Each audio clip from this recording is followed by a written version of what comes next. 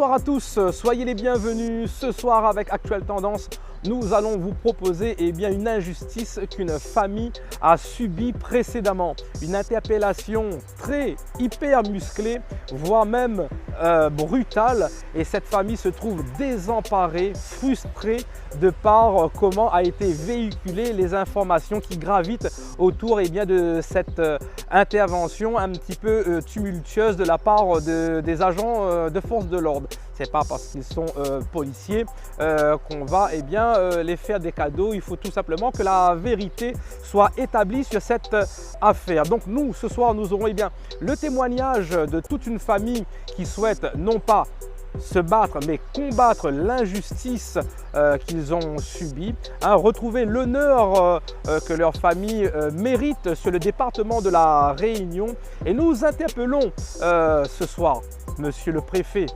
l'officier du ministère public, le procureur sur cette situation pour que toute transparence soit donnée et que pas mal d'éléments soient ramenés pour voir réellement à qui la faute. Et je pense que ces policiers nationaux, ils ne sont pas vraiment clairs. On a pas mal d'interrogations. C'est parti dans Actuelle Tendance, juste après cette petite transition pour les témoignages de cette famille. Marmaille, franchement, nous n'est pas sorti de l'auberge.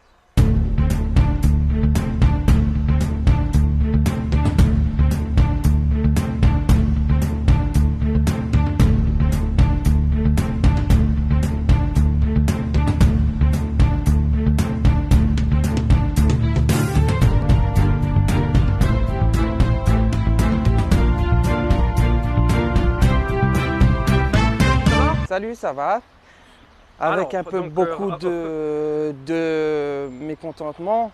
Ouais, avec cette interpellation un peu bizarre de la police nationale de Saint-Pierre, c'est ça? C'est ça, ouais, c'est ça. Ils étaient au nombre de combien quand ils sont arrivés avec vous ce fameux dimanche? Alors, je n'étais pas sur les lieux lors de leur arrivée, mais moi j'ai vu à peu près une dizaine de policiers qui étaient là lors de mon arrivée.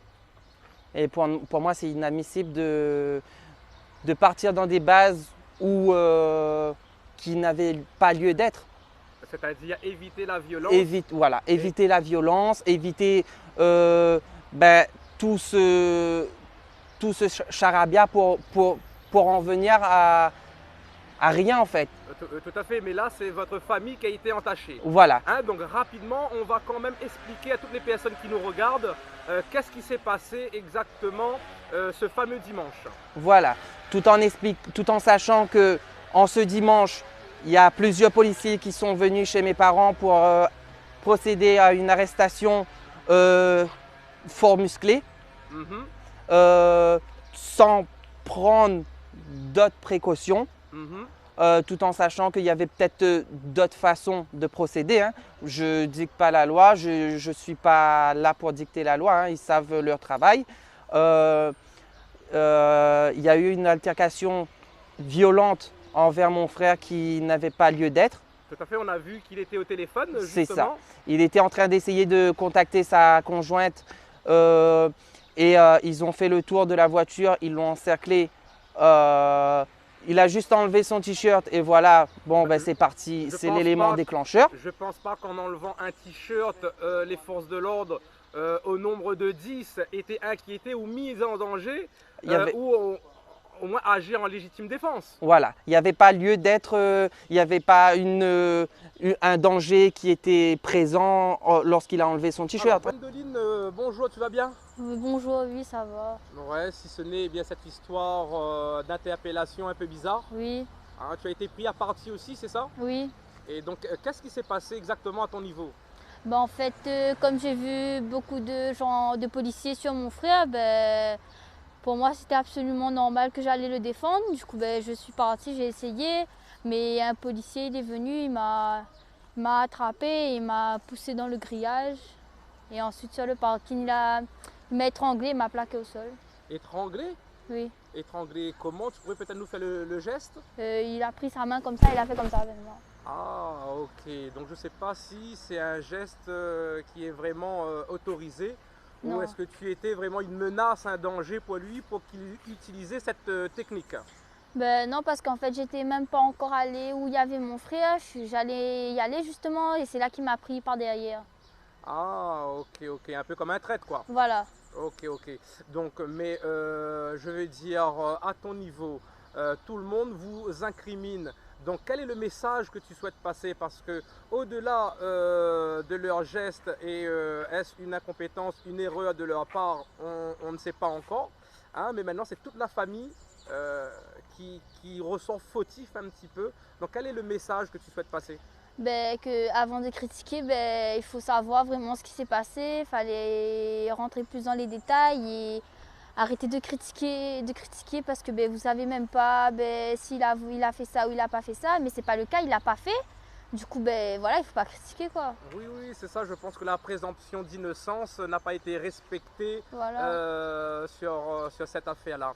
Mais je veux dire, le bruit est parti tellement fort Voilà. que même au niveau du lycée aussi, Oui. on te pointe du doigt d'ailleurs. Oui, ils m'ont dit ben, tu es une voleuse, ta famille est une voleuse. Ils me disent des trucs comme ça. Du coup, ben, pour moi, ça me fait mal parce que ben, c'est pas le cas.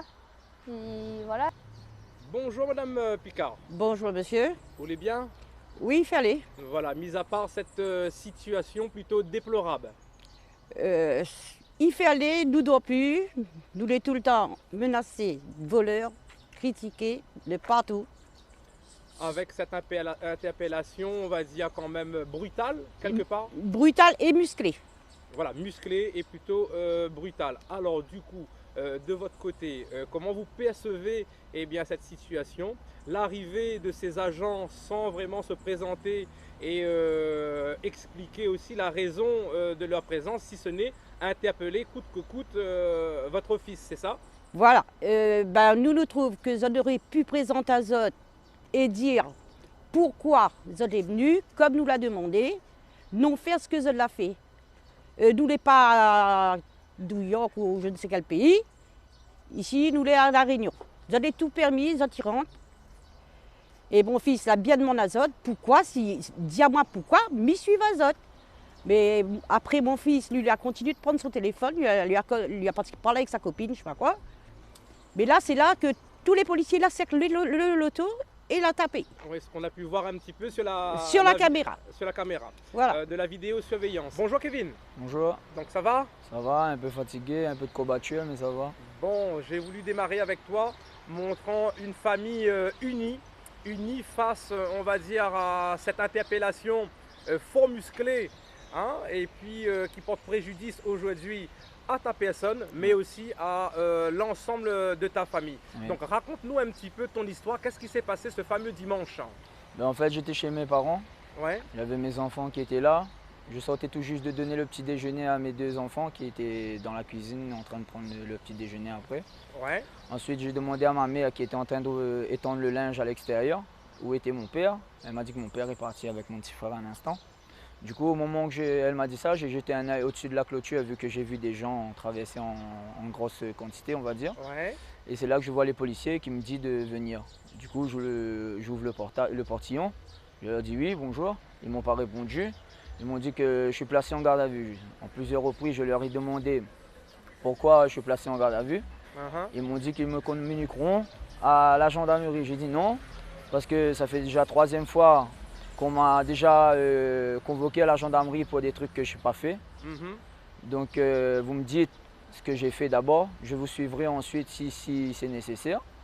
Et ils m'ont dit s'il faudra employer les moyens forts, ils le feront, mais je devrais les suivre jusqu'à la brigade, quoi. D'accord, donc on rappelle que c'est parti sur un cambriolage que toi, tu n'étais pas présent sur ce cambriolage. Voilà, Hein, toi, tu étais le propriétaire de la voiture qui avait permis d'effectuer ce cambriolage. voilà, Ce qu'on peut bien, te reprocher, c'est au niveau administratif que tu n'avais pas fait les papiers convenablement. oui, Hein, mais eux, ils sont restés, on va dire, sur le fait que tu avais un passé un petit peu tumultueux, c'est ça? voilà, Hein, donc tu fais partie un petit peu, on va dire, des white power sur l'île de la Réunion, comme les black power, et que ce soit gendarme ou pas, ces bougs-là, il faut vraiment avoir une certaine approche face à eux. Hein. Donc tu as été blessé? Oui, ben, j'ai eu des coups de matraque, j'ai le genou qui était enflé. Là, j'attends demain pour aller faire un scanner par rapport au tuyau que j'ai ici. J'ai mal à la paralysie faciale ici.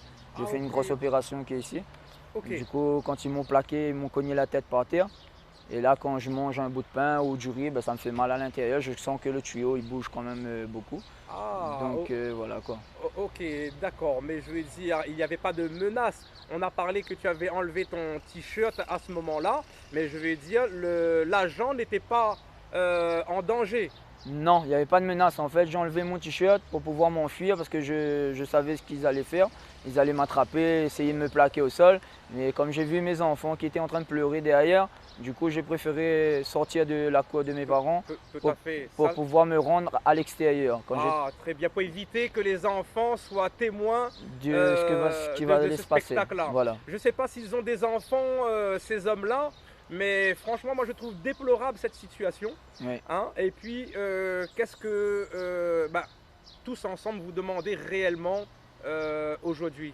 Aujourd'hui, moi, comme là, je suis en train de créer une petite entreprise de bâtiment. Ouais. Il me manque juste le numéro de SIRET à accueillir. Maintenant, moi, j'ai la honte partout en fait. Je suis connu en tant que voleur partout. Ils m'ont sali de A à Z, on va dire. Les gens me traitent de voleur alors qu'ils ne savent pas ce qui s'est passé. Et voilà quoi. Moi, j'ai même honte de sortir, d'aller à la station et tout. Tout le monde parle que de moi. Et voilà quoi.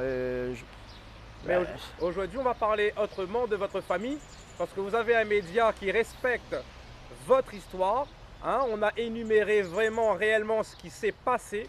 Et puis, tous ensemble, vous demandez que justice soit faite. Vous interpellez le procureur, l'officier du ministère public, que ce soit le préfet, et bien toutes les personnes qui sont amènes à donner toute transparence et lumière sur cet agissement des gendarmes. On te pointe du doigt, mais ils ont a priori utilisé des techniques qui étaient abrogées par la loi et qu'ils ne devaient pas l'utiliser ce jour-là. La présomption d'innocence, est-ce qu'il a été établi à ton niveau? A priori non, tu as été directement pointé du doigt, voilà, accusé. Voilà. Accusé. Donc, il y a quand même pas mal de paramètres à voir, de paramètres à découvrir. Et puis nous allons mener une petite enquête.